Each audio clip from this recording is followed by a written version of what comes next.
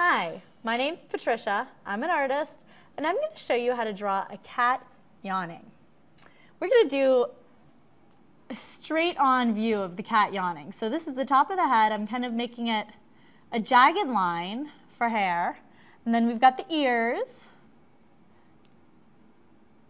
And then the face. And when you have a cat yawning, as opposed to doing a nice kind of circular face, you have more of a pointy chin down here because the cat is yawning. So let's see here. We're going to do the nose right here. And then we're going to do two cheekies. See, the nose is kind of like that. Two kind of rounded cheekies. This is where the whiskers are.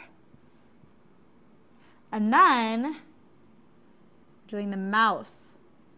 Comes around here. And then, let's see, we got the little teethies here. So two teeth.